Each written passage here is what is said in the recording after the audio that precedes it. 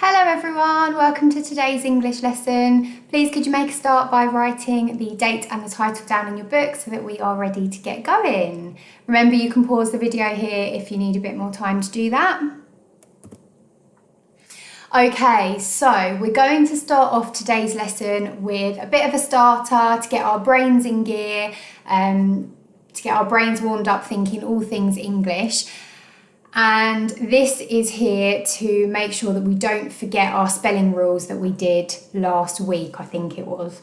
Adding ing to words. So what I've got here for you is an activity very similar, well, exactly the same really to the one that you did in our spelling lesson last week, where you've got a sentence with a gap in it, and then you've got the root word underneath, and you need to add the suffix ing to the root word to add into the sentence to make it make sense. Now, there might be something that you have to do to the root word before you can add the suffix ing, or you might be able to just add the suffix without doing anything to the root word. But this is where you're going to have to decide what to do. And if you can't decide, remember one of our strategies that you can use is just to have a go at trying out a few different ways and seeing if you can pick out which one looks right. Because if you are somebody who does a lot of reading and looks at a lot of words, then that will help you with your spelling, because you will start to get used to words looking right and thinking, yeah, that's the right spelling.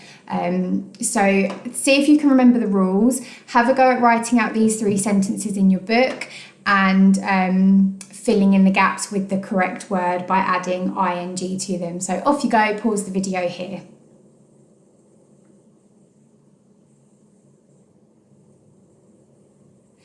Okay, welcome back. So on the next slide are the answers. So we will go through them so you can mark your own. Okay, so I had the word use in there because I wanted to see if anyone would remember the rule for when the root word ends in an E. So obviously the word use, U-S-E, has got an E at the end. When we have a root word that ends in an E, we have to get rid of that E before we can add the suffix ing. So hopefully you managed to remember that and you wrote U-S-I-N-G without the E there on the end. So my sister tells me off for using her things.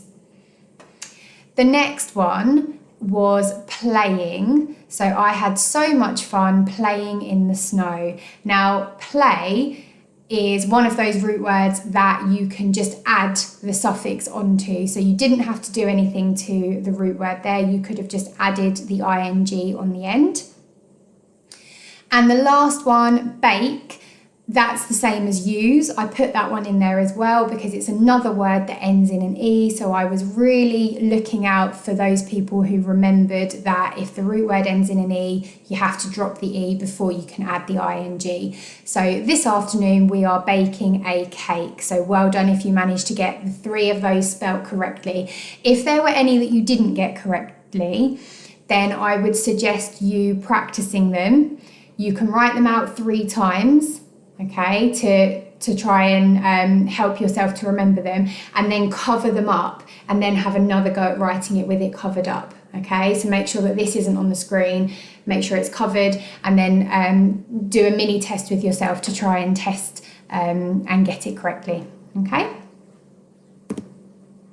Okay, so today's lesson, we're going to be rereading just the first couple of pages of the story War and Peas, and then you've got a couple of activities to do later on in the lesson. Okay, so we're going to reread the first couple of pages first of all. King Lion looked around his country and was sad. For a long time there had been no rain and the ground was hard and dry. Nothing could grow and there was nothing left to eat. The birds had flown off to collect seeds, while the bigger animals tried in vain to break up the ground for planting. In a nearby country, there was plenty of food.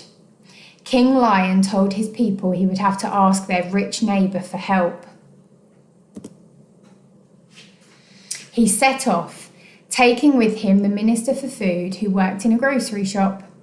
It was a long journey, and the lion told the young grocer stories about the days when their country stretched across the world and the animals roamed through forests and across broad grasslands. At last they saw in the distance the hills of the neighbouring kingdom. As they approached the city, they were much impressed by the richness of everything. "Surely they have more than they need," said the grocer hopefully. Okay, so this here is the rich king's land. Okay, this is the bigger picture of the rich king's land, and you can see the size of the cakes, because if you look at the size of the cakes in relation to the size of King Lion and his grocer, they are absolutely enormous. They're almost probably as big as our houses are. So they've got cakes the size of houses with cherries and raspberries on top, and the cakes are filled with jam and cream. It's looking really good over in the rich king's land. So, first little activity that we're going to do in today's lesson is a short writing activity to get our brains in gear for writing. So, we're going to do some descriptive writing. I would like you to look at the picture and think, what can you see? Okay, and I just gave you some ideas a couple of minutes ago when I was describing what I could see. Cakes as tall as houses, filled with jam and cream and sprinkled with icing sugar, and lots of plump cherries scattered on top. So think about what you can see going on in that picture. And then what I would like you to do is to write some sentences to describe what you can see using the sentence starter, I can see. And I'd like you to aim for at least 3 sentences. So that doesn't just mean just 3 sentences only. That means you can do more than 3 sentences, but you can't do any less than 3 sentences, okay? So you're describing what you can see in this picture. And I've put in this pink box here some vocabulary that you might want to use. This can help you with spellings as well. So I've got the word cake, sponge as fluffy as. So you can fill in that simile there. A simile is where you compare something to being like something else. So if you say the sponge is as fluffy as a cloud, or something else that's really fluffy, you choose. You can include that in your sentences. I've put the word cream there because you might want that for spelling, okay? You've got that long E sound, spell E-A in cream, and cake, you've got the long A sound with the split digraph there for the A. Plump cherries, you can see plump cherries, icing sugar, and juicy raspberries. So these are, you don't have to use these, but these are just there in case you need a bit of inspiration or some words to use in your sentences. So pause the video here and write your best descriptive sentences you can to describe what you can see in that picture. Off you go.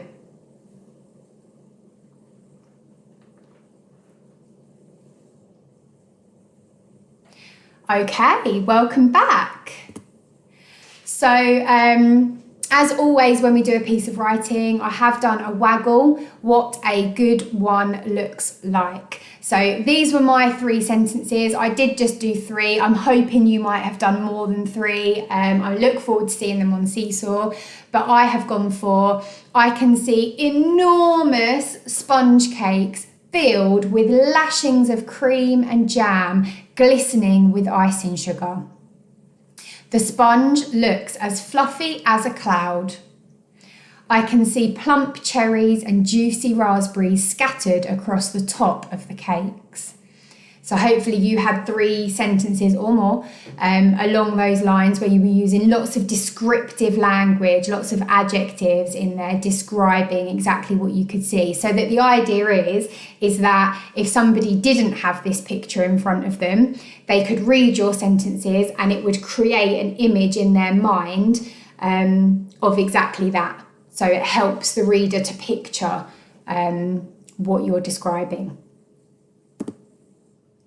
Okay, so obviously the king's rich land is filled with cakes, which is probably my dream land, to be honest with you.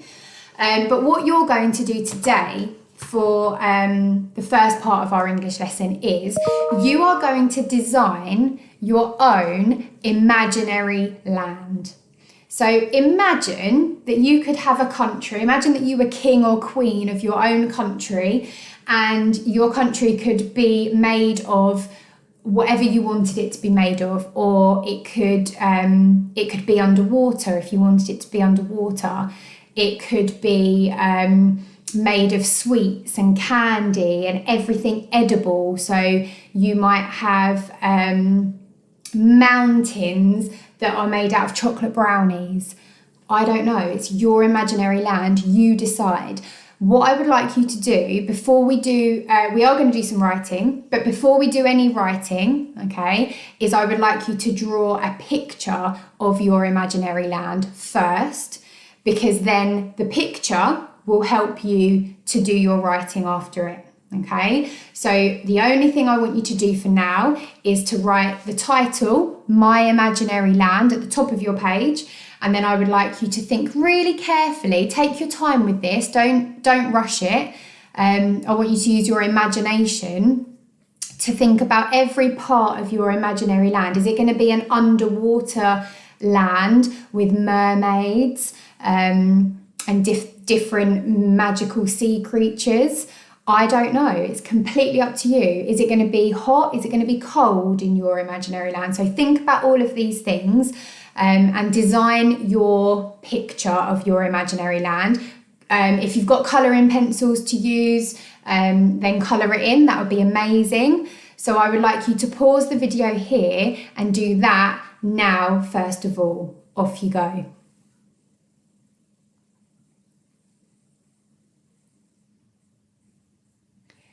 Okay, so hopefully you have taken the time to really think about your imaginary land and what you would like it to be like, and you've got your picture of it now. So now that you've drawn it, you're now going to write a description of it. Just like we did for the king's land, we have the picture already in front of us, but you then did your description where you were talking about the enormous cakes and the plump cherries and the juicy raspberries and all of those lovely adjectives and those describing words. You're now going to look at your own picture that you've drawn, and you're going to write sentences to describe what is in your imaginary land.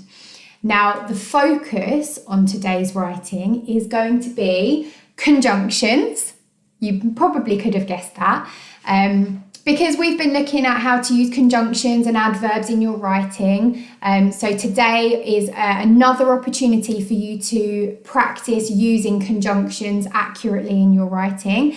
And I would particularly like you to focus on these three: so, while, and because. And I would like you to make sure that in your sentences, in your paragraph of your description, that you use each one of those conjunctions at least once. You can use them more than once, but I would like you to make sure that you do use all three of those at least once.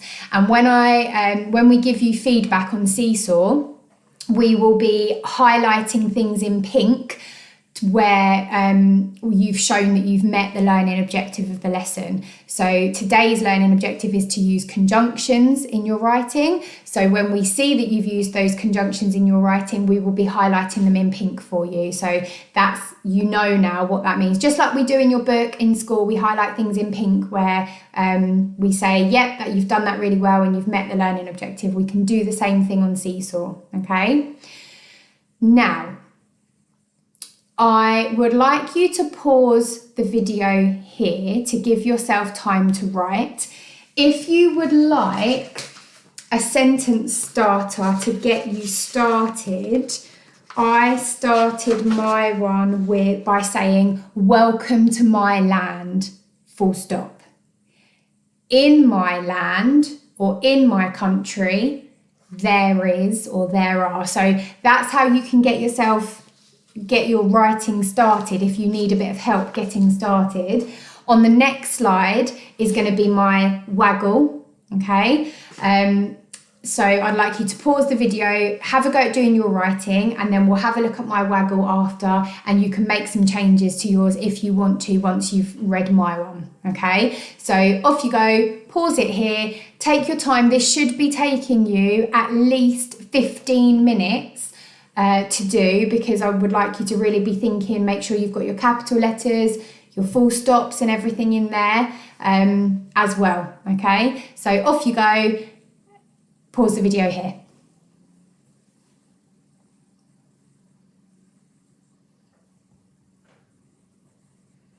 Okay, let's have a look at my waggle then of my imaginary land.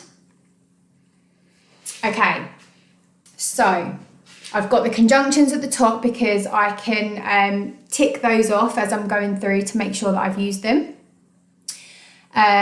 Waggle. Welcome to my land. In my country, the rivers flow with icy cold milk, so you can always enjoy a refreshing drink. The mountains are made from chocolate brownies, and the rocks are dusted with icing sugar. You will always have a good night's sleep in my world because the beds are made from marshmallows. You can nibble your pillow while you sleep. In my land, the weather is always lovely and warm, so you never need to wear a coat. So those are my sentences describing what my imaginary land is like. One thing I would like you to now go through and do is check that you have used these three conjunctions, okay? And it would be a good idea to go through and underline where you've used them to just to show yourself that you've used them, because you might realise as you're reading through, I've forgotten to use while. Let me go back and see if I can add a sentence in using the conjunction while. So that's the kind of thing I'm looking for you to be doing. So please pause the video here to do that now. Off you go. Okay. And the second thing I would like you to do to check and edit your own work is I would like you to read through your work one sentence at a time, okay? So when you get to the first full stop, I want you to stop and then just look at that sentence. And in that sentence, if you have used a conjunction, you need to make sure that you've only used one conjunction per sentence. So you shouldn't have lots and lots of sentences running on with no full stops in there. So you should have, for every sentence you've used, a full stop at the end, and there should only be one conjunction in the sentence, okay? You don't have to have a conjunction in every sentence, but the sentences that you've got a conjunction in them, can you please read through your work and check that you have only got one conjunction in that sentence and you haven't got lots of them, because if you have, it will mean that you've forgotten to put some full stops in. So pause the video here and have a go at checking your work for that now, please.